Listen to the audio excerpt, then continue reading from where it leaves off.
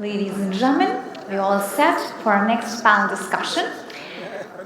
The topic is, if content is king, who is the queen?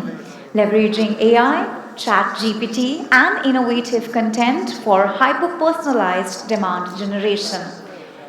Ladies and gentlemen, to moderate this extremely interesting panel, we have, and please help me in welcoming him on stage, Mr. Amit Goel, Managing Partner, 77 Capital. Let's have a huge round of applause for him, please. So, very, very warm welcome to you.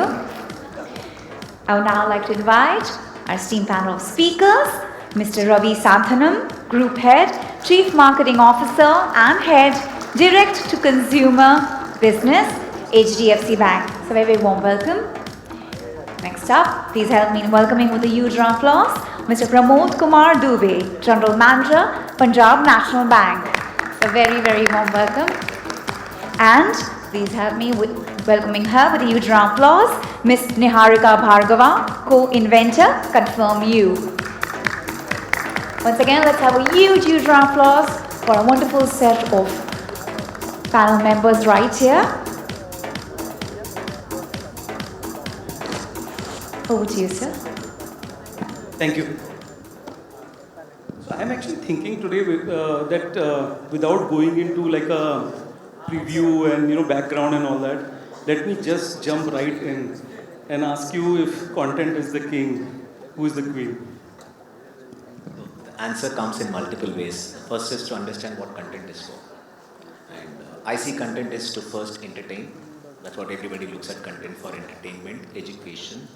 It's also for excitement, exciting to the consumers to look at your value prop and bring them onto your site, your traffic, all these stuff. Finally, great engagement. Like all these things have to be done. It can't be done in a way that it is common for everybody.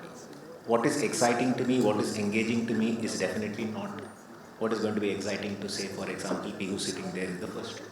So it's different for different people, and what is going to be the one which is going to be the queen is something which will help you personalize this content to the audience.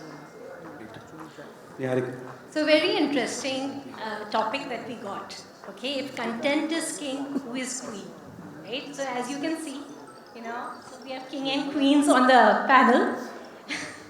So while content is extremely important, it's always very important to use the right tools to leverage it to the next level. And that is what a queen does, right? So not only supportive, but also giving that power statement, right? So if I was to just define it, okay, what does a king's role is defining things and giving it the rules, right? Okay, that's what kings used to do, right? Queen's job was to ensure that things get implemented in the right possible manner. And that is what we are going to be talking about. How queen is extremely important, and nowadays queens are so much more powerful to be able to support the king to go to the next level. That is my little take on this topic. Super interesting. Pramod sir. So actually we are talking in the context of Gen AI. In that context, if we talk about, then the queen is definitely the data on which the model has been trained.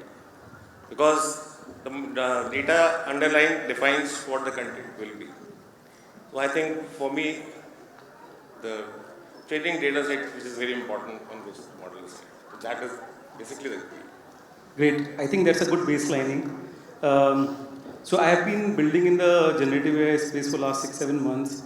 And my CTO keeps talking about the transformation from machine learning models to transformers at Google, and then ChatGPT came about 21-22 months ago, and then there is a lot of stuff being built in the application layer. I think from in the BFSI industry, which is usually the first adopter of technology, right? This is also not going to be very different. We have seen Morgan Stanley, Klarna, etc. already, having some wonderful use cases. I wanted to, first start this panel by just sort of talking about what is the evolution you have seen, what is new, what is old, and how excited are you guys? See, I just want to differentiate between AI and Gen AI. AI has been there from the time, I don't know what, 60s, 70s, 80s. I did engineering, I passed out in 91. I had AI as a subject in engineering. So usage of models inside banking as well as in every other industry has been there for a long period of time. At HDFC Bank, we have used it in credit analytics, fraud and risk analytics, risk management, and marketing analytics, of course, in terms of predicting what is the customer looking for from the next version and all those stuff. BFSI, because of the first party data that it had and the phenomenal amount of actual data, it didn't have to go outside and look for data that is there in the wide world and try and use unstructured data to create and understand consumers. Gen AI today is where we see that possibility coming in for a lot of people. And when it comes to Gen AI, I see this as teenage kids talking about sex. Everybody seems to know everything. Everybody has done everything, but the reality is nobody has done anything. So Gen AI is in that kind of a stage when it comes to organizational. Everybody is trying for a lot of things, trying to understand what are the contours of it, what is safe, what is not safe, what is data sovereignty is coming into place, data privacy is coming into place. People are trying to test waters. It's a long way off, in my view. It's been just 22 months since ChatGPT got released, so long way to go. Niharika, what's your take on how excited are you, first of all, about this technology, and how have you seen the evolution? Okay, so AI definitely is something which is extremely exciting, and it, as sir has also mentioned, that it has been there for many years. Now, this Chat GPT is something which I think the fad came last year, and it came in such a rapid speed. So every single technology wanted to adopt it. Okay, so we are still in that stage of adoption and where we can embed it. Now, what's the interesting part is I was able to actually see first time how to embed it into a fintech, right? So how ChatGPT can help in so many different algorithms and help us actually generate a more customized solution for customers, right? And a more personalized version. Now, ChatGPT is also having a 24/7 chat bot, right, always accessible, and that's not possible as humans need to take breaks, right? And that is something which AI and Gen AI has really helped, is the fact that at a very rapid speed they're able to actually analyze huge amounts of data and be able to tell us exactly how we can personalize content for people. So that is something which I'm extremely excited to see the new developments in this space. No, please go. As Ravi said, actually, this artificial intelligence word was coined by Marvin Minsky in the year 1960. And from there, the development of artificial intelligence started. Madam had belonged to the faculty which Madam belongs to, actually that contributed a lot to what Gen AI today is, and that is the psychology. The conditioning part of, or the learning part of that system came from cognitive scientists, and it is actually a beautiful marriage of cognitive scientists and mathematicians and statisticians that we have right now, a very cutting edge technology called Gen AI. The first case of artificial intelligence, the dawn of artificial intelligence was actually chatbot, which was, the name of which was Elisa, which was created by MIT in the year 1960. And from then onward, we had to wait till 22 to have such a beautiful technology as Gen AI, which is presently in the right form. So in my point of view, it is the computational power of that technology which is very useful. I come from the banking sector. For me, chatbot is actually very obvious. Conversational chatbot is basically one of the very obvious use case of that. Apart from the chatbot, what I feel very important is we have a huge humongous amount of database, and we are not able to use that database because it is the role of the analytics department to go and mine the data and come out with some MIS. Using Gen AI on the database as a co-pilot, I think is going to change the banking scenario in a very different manner. Everybody having any business application can talk in a natural language and get what the information it wants. So this is the capacity of Gen AI which we can use in BFSI sector especially, and in other sectors also. So that is what my take on. Right. So I agree that the term and the technology has evolved over a period of time. It's been there. But I think what we have seen in the last 22 months, I definitely want to sort of point out that it is exceptional. Now what is happening is this is the first time software is able to think and take decisions on its own, right? So maybe I can start now. I want to go into a little bit of examples and use cases because at the end of the day, the audience wants to know you guys are bankers, fintech companies, that where are you exactly using these things, right? So I'll just give a couple of examples. So there's a tool called Opus Clips. So let's say this session was recorded and put on YouTube, like let's say 30 minutes, 1 hour session. It will create on its own 90-second clips with auto captions and focus on each of our faces in literally like 1 minute. So we use it a lot now for marketing and putting it on Insta Reels and all that. And then similarly, there are things to create articles and so on and so forth, right? So similar to this, Ravi, what are the things that you guys are working on at HDFC, or some examples if you can give the bank is working on? Sure. I'll start with an example. As I said, content is all about getting it personalized to the core. And I would like to use examples from outside of banking before I come into banking in terms of what we do. How many of you use Amazon out here? Show of hands, please. Okay. How many of you use Netflix? Okay. How many of you use Amazon and go to search as the first port of call? Inside Amazon. When you go into Amazon, you just go and browse, or do you go into the search bar to look for what you want?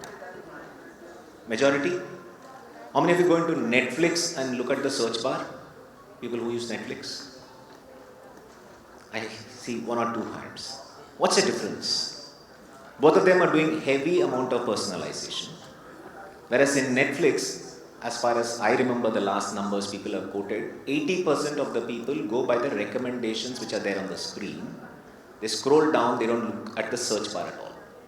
Whereas in Amazon, in spite of the fact, similar amount of technology, innovation, data, crunching, everything is happening, it's only some 30-35% of the people who actually go and look at what Amazon has actually shown them.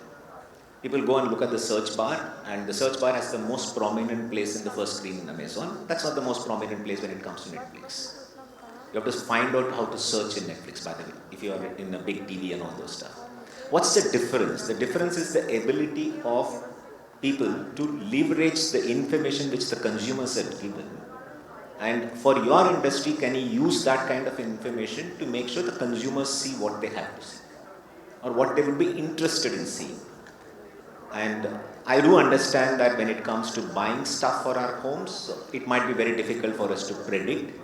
But when it comes to banking industry, while we will say that there are lots and lots of products, depending on the life cycle of a consumer and the life stage of that consumer, it is not very difficult for us to actually predict what is it that we would like to show to the consumer.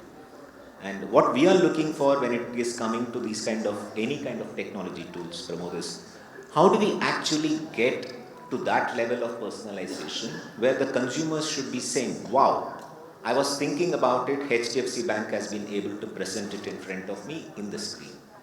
The amount of data that we have about the consumers, the amount of interaction, the engagement we have with our consumers is phenomenal. So that's why we always keep looking for what are the opportunities that are there, what kind of data crunching that we can do to make sure that we can bring in front of the customer. And for us, Netflix is the kind of goal saying that people should not be looking at multiple pages, whether it is our logged in section or non-logged in section. People should actually land on the page, and we should be in a way to go ahead and predict. And entire intelligence that we are deploying is all in this direction of how do we go ahead and get the next best action, next best offer in front of the customers. That is not Gen AI. That is simple, very, very traditional AI. Gen AI is to make sure that the communication around it, can it be personalized? Obviously, we are still testing waters. So the first thing, some of the use cases we have done is, for example, email subject line, SMS creation, redrafting, everything. Simple things, very easy to implement, very easy to test. Go ahead and do it. The next thing we are looking for is, we have done email creation, but it's not bulk email creation anymore. Can we go ahead and create emails for every individual customers on the basis of the context of the customer that we understand? We are attempting all those stuff. Instead of having maybe 10 varieties of email, can we create at least 1,000 varieties of email? Can we look at a person saying that it is a lady, it is a gen? Then within that, what kind of demographic information we have, what kind of psychographic information we have, how can we personalize for various higher number of cohorts? And that's where we are looking at, and we have got fairly decent amount of success for us to go ahead. Today we have our teams creating widgets inside ChatGPT. Our own teams have created widgets inside ChatGPT where you can go ahead, log in, use those widgets and put your prompts. And even prompt engineering, we have created another prompt engineering team just to make sure that you just ask in natural English, it will tell you how to go ahead and do a prompt engineering. And that's the initial use cases we are attempting. One of the examples that you gave, I'm really looking forward to the day when my bank will not spam me with all the offers throughout the week and give something more personalized. So really looking forward to some of this stuff. Niharika, from your perspective, any particular examples that you can talk about? Yes, yes. So ConfirmU is a global fintech, and what we have done is the fintech is based on gamification and psychometrics. So it's a very unique solution where we basically, our whole philosophy is based on innovative content. Now, how do we do it is we have to believe into localization and culturalization. So whichever geography that we're going, right now for the last 2 years, before I think the spread of Gen AI, we were actually talking to local people from say Malaysia, Vietnam, China to understand what the nuances are to put part in this game. Now what our game does, we have a 3-minute game which measures the intent to repay for a borrower. So we are B2B2C. Okay, so we don't lend, but we basically lenders and financial institutes, banks would be our customers. Now, what's important to understand is for us, personalization and content generation is extremely important, right? So just understanding for individual that they feel that the game is just meant for them, right? And now if the game, they feel that it's meant for them, they will be more accurate in the way they make choices in the game and are more honest. Now, what's the basis of psychometrics is all about honesty, and we are obviously trying to figure out that through that science, but working with credit data, working with machine learning, how do we keep improving the system to make sure that there is a game in which we can basically, based on how the person has scored one statement or made a certain choice in the situation, we are able to move to the next level. Right? So what we have done, we have used reply data, which is a solution of AWS, and churn prediction, right? To understand that when someone ends the game, what are the reasons why someone could end the game? Second is player behavioral analytics. Okay, so which is very interesting just to understand what segments of people are playing the game. Are they people who have taken the loan? Are they people who are likely to take a loan? Okay, or are family members of people who are taking loan? Right. So these are all important segments other than only demographic data. Right. Another is real-time recommendation. Can we give during the game? Right. So certain on lifestyle choices, certain personality traits that we get to know in the game, can we give them real-time recommendation? Now, if a certain company also wants to put their logo, products and services, instead of actually spending 45 minutes just talking, like say in banking, just having your banking representative talking to you what all things that you want or what all choices you have to make, so that they can better serve you the right kind of services. Wouldn't it be more interesting to be part of the game, right? And the fourth would be just having like an in-game personalization. You're having 3D avatars in the game that look like you, right? So we have been able to incorporate all this as part of our gamification, and which can be embedded in any kind of banking, financial app. So what I always believe is fintech, and we are in a fintech forum, is we always work in collaboration with financial institutes to go to the next level. So AI is definitely a huge part of what we do. So interesting use cases where... I have to say this. I never thought just by playing a game somebody is going to decide that they will be willing to lend money or not. Thank you, Niharika. Yeah. But good, interesting use cases of using technology within a fintech application. So that's different, but I also want to go back to some of the other use cases, especially Pramod sir, if you can talk a little bit more about within your bank and some examples that you have seen where you're using AI. First, I'll pick up where Niharika left. Actually, this is also one of the use cases which we can use unconventional data to build a model while making a credit decision.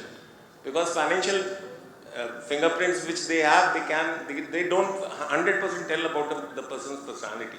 How we are going to study his behavior is where what Niharika was telling, that can be very, very useful. There should be some parameter of that in the credit model or underwriting which we do. And I think that we will agree to that. To your question, what we are doing in PNB, so actually we are having POC with one of proprietary model where we are first creating a bot, a conversational bot for our own internal staff members. So we are putting our knowledge center, and that we are developing a bot so anybody can go and ask and update his information what is the latest available. So this is the use case which we are doing for our entire staff so that they can use it, understand it, enjoy it, and that will be a bit of learning. So that is what we are trying to operate conditioning, doing that so they still learn out. Right. The second what we are planning to do is we are going to have a conversational chatbot. So for the entire banking going forward, we will try to get it done through the conventional chatbot, which will be 24/7 available, as well as the complete trade result. So we are already started doing that. Very soon we will be doing that. So this is what we are doing. Right. And this is very much, what I'm also learning about global banks, FIs, that first it is, and not just banks, FIs, but also other corporates, that the first thing they're doing is with the employees training and those kind of use cases, then it goes to agents where, let's say Morgan Stanley has given out this AI agent to all their financial advisors. And the third, after that, usually then they go and experiment with giving out something to the end consumer. The reasons I think are well known. Most of the people who are following generative AI know all the issues around hallucination, inaccuracy, output anomalies, and so on and so forth. But on that topic, one very important point is that I basically live in Bangalore. I have DOSA with engineers and founders, and I'm also one of them. And we have a belief that Indian banks and FIs are a little slow in adoption of new technologies, especially AI and Gen AI. And what I have seen on the other side is in all my interactions in Bombay with the bankers that super smart people and very, very practical, right? And there's so much that they are doing behind the screens, is just that they can't talk about it. And then there are some challenges and there are some limitations, right? So for example, maybe there is a cost challenge, maybe some of these LLMs are actually built in the US, things like that. I want to know what are the considerations and challenges today that you are looking at, because of which you cannot give out something to the end consumer today itself. There is something which is preventing you. Nothing is preventing. First, thank you for saying that there are some smart bankers in Bombay, and I hope you met me and Pramod, and that made you make that statement. See, at the end of the day, AI is being effectively used in most of the big BFSIs. Maybe that is not visible to the consumer because the risk models that we run, the credit risk models that we run, the fraud risk models that we run have been running for, including public sector, private sector banks, for at least the last 20-25 years. So the models, the nature of the tools that we are using is continuously evolving and it is improving. When it comes to Gen AI, as you said exactly, and even Pramodji was talking about it, everybody is going to talk something about internal employees first and then the call center agents first, because these are the easiest use cases to implement. But nobody is still clear about what is the cost of doing all this stuff, what is the benefit, what is the ROI. It's very difficult for us to quantify ROI. If I put a chatbot which is powered by Gen AI, will it deflect the calls from the call center, which an IVR is anyway doing today? What is going to be so effective about a Gen AI based chatbot that an IVR is, let's say for example, a level 1, will it be level 10? That it will remove my call center employees altogether? The second thing is, at the end of the day, we still want a human touch. So you will have something definitely. So it's going to be an enabler for people working in this to start with. So for us, the biggest problem as of now is the visualization of what is this cost and what is the ROI around that. That's why you will see marketing is the team, the department, the function that takes the first big bet on these kind of stuff. Very easy to see from a specific simple open rate, click rate, then leading to traffic on your website, leading to conversion based on the personalization that you do. You can see very clearly in terms of simple steps. The rest of the one requires a lot of investment to start with. Second, for us to see this, most of the big models, whether it is ChatGPT, whether it is Microsoft Azure or anybody else who is talking about all this stuff, their main thing is all there outside India. So for us, we need to understand how much of our data will go into these LLMs, foundational LLMs, and how much of our data will not go into these foundational LLMs. The good thing that has happened is at HDFC Bank, we have cracked the way of implementing enterprise-wide LLM, wherein our data will remain within the firewalls of the bank, and we will use LLMs from anybody to bring them in, train them with our own data for us to use it for the betterment of what we do. I think that's the first step we have crossed. Now that we have done that and we have a very much visibility on ROI, I think you will see a lot more of these use cases. But my view, it will be internal use cases, as you said, to start with before it tries to help the consumers in a way directly. Right. And I'm actually expecting that. I was looking at this business guy who used Claude, which is one of the models, and a tool called Cursor to create a splitwise type app in like 10-15 minutes. He was like a non-coder, no technical background. I'm actually expecting that the delta between who can program and who is a programmer may go away in the next few years. And Today's LinkedIn post said, Amazon CTO said all coders are going to go lose their jobs. So let's not go ahead in the doomsday scenario. I don't think that's going to happen ever. Human ingenuity will always overcome every one of these. yeah, but imagine the power of programming in the hands of everyone. Like now you can ideate and Put the money in the bank which has got the power of programming in Gen AI. Will you put your money in the bank which has got that? And no other human being? Will you put your money in the bank? In that kind of a bank? You'll think, see, that's enough, that's the answer. We have not seen one, so I can't comment. So Niharika, what are your views on this topic? What are the limitations? I'll tell you. So, especially when you're into psychometrics and you're collecting all personal data, so many people think in psychometrics or gamification, you're actually collecting a lot on the person, right? Now, I think the cool thing about what ConfirmU does is it does not take any personal data. It's only by the choices in the game, you basically understand what the person is. Still, that is definitely personal to that person, right? So I think what limitation I see, when you're collecting all this data, it's important to take consent of the customer. And extremely important, and that is something that we need to feed in the system, that there's no leakage of confidentiality. Okay, because it's all about the trust that customers would have with the lenders, customer have with the bank, have with the financial institute.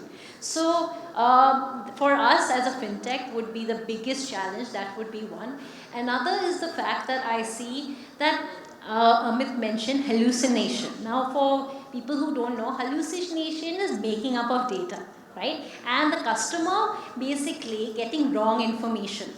Now in psychology and psychometrics, we have to be extremely clear as to what we are telling people, right? Because they take this as the gospel truth, that this is what we are, right? And that really impacts how a person thinks about who they are, they project themselves. So that is extremely important when we are dealing with such delicate information that we're sharing to the person, even if when you do a personality test, say online, you're so excited to understand in a pie chart, this is like, am I a driver, am I somebody who makes decisions like that, am I sociable, things like that. So if you're defining or labeling people in a certain way, it's extremely important to be delicate in the way we present it. And AI still needs a lot more work into that, and human intervention will be required.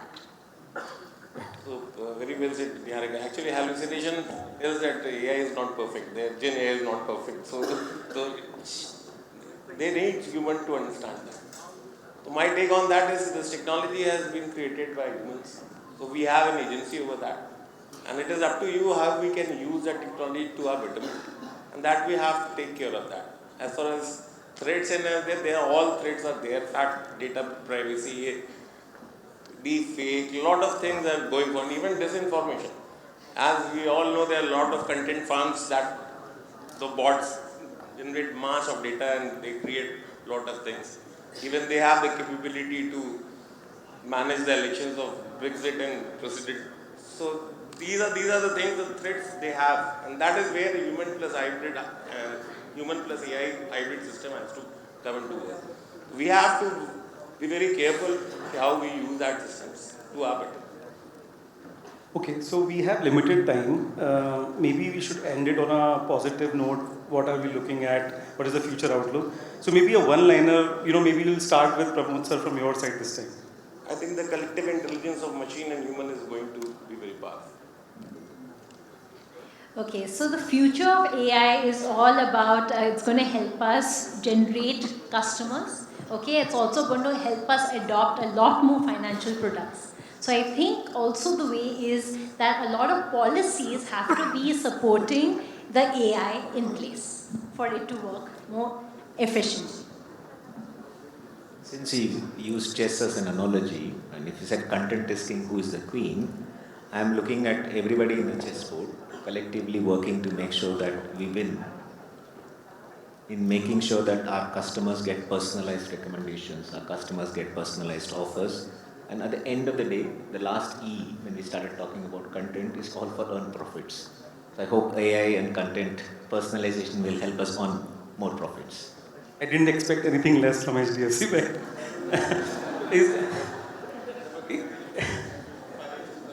yeah. Is there time for audience questions? Okay. Thank you so much, everyone. Thank you.